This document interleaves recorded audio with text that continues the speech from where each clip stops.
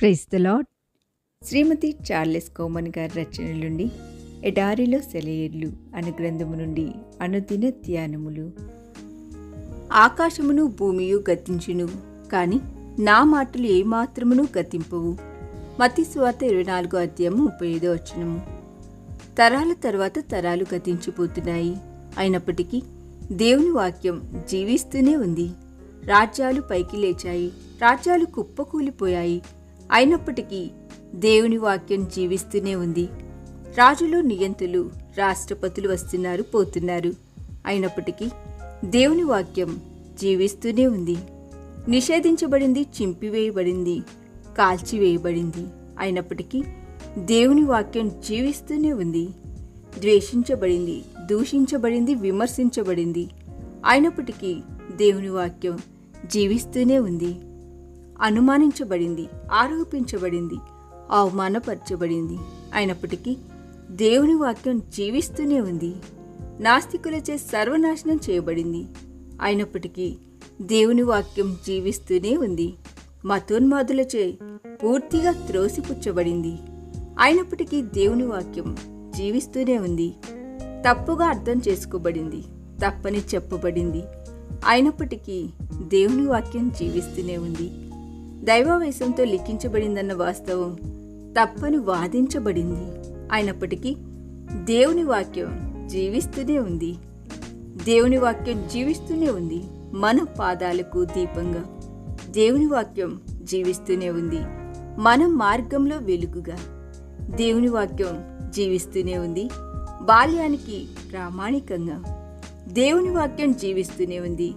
యవనస్తులకు నిర్దేశకుడుగా దేవుని వాక్యం జీవిస్తూనే ఉంది. పరిణతి చెందిన వాళ్ళకి ప్రేరణగా దేవుని వాక్యం జీవిస్తూనే ఉంది. వృద్ధులకు ఓదార్పుగా దేవుని వాక్యం జీవిస్తూనే ఉంది. ఆకలిగొన్న వాళ్ళకి ఆహారంగా దేవుని వాక్యం జీవిస్తూనే ఉంది. దప్పిగొన్న వాళ్లకు పానీయంగా దేవుని వాక్యం జీవిస్తూనే ఉంది. అలసిన వాళ్ళకి విశ్రాంతిగా దేవుని వాక్యం జీవిస్తూనే ఉంది. చీకటిలో ఉన్న వాళ్ళకి వెలుగుగా దేవుని వాక్యం జీవిస్తూనే ఉంది. పాపికి రక్షణగా దేవుని వాక్యం జీవిస్తూనే ఉంది. క్రైస్తవుడికి కృపా మార్గంగా. దాన్ని తెలుసుకోవడం అంటే దాన్ని ప్రేమించడమే. దాన్ని ప్రేమించడం అంటే దాన్ని అంగీకరించడమే. దాన్ని అంగీకరించడం అంటే నిత్య జీవాన్ని పొందడమే. వేదాంత పాఠశాలలో చదువుతున్న ఒక యవనస్తుడు వృద్ధురాలైన తన నానమ్మను చూడ్డానికి వెళ్ళాడు.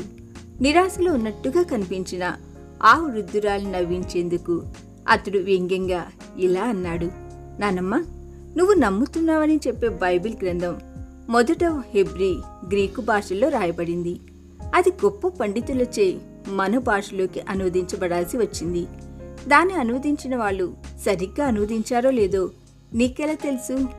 అప్పుడు ఆ వృద్ధురాలు ఇలా జవాబిచ్చింది, ఒరే జిమ్మి, దానిని అనువాదం చేసిన వాళ్ళు గొప్ప పండితుల, సాధారణ వ్యక్తుల అన్న విషయం అలా ప్రక్కన పెట్టు. వాళ్ళు దాన్ని సరిగ్గా అనువదించారా లేదా అనే అనుమానం కూడా ప్రక్కన పెట్టు. ఎందుకంటే అందులోని మాటల్ని నేను లోతుగా ధ్యానించినప్పుడు, వాటిని నా జీవితానికి నేను అన్వయించుకున్నప్పుడు అవి నా జీవితానికి సరిగ్గా సరిపోతున్నాయి. అందులోని వాగ్దానాలు నాకు అమితమైన ఆదరణను, ఓదార్పును ఇస్తున్నాయి. అవి నిరంతరం నన్ను ఉత్తేజపరుస్తూ నాలో నూతనోత్సాహాన్ని నింపుతున్నాయి. ఈ దిన ధ్యానము మనందరి ఆత్మీయ జీవితమునకు ఆశీర్వాదకరముగా ఉండునుగాక. ఆమేన్.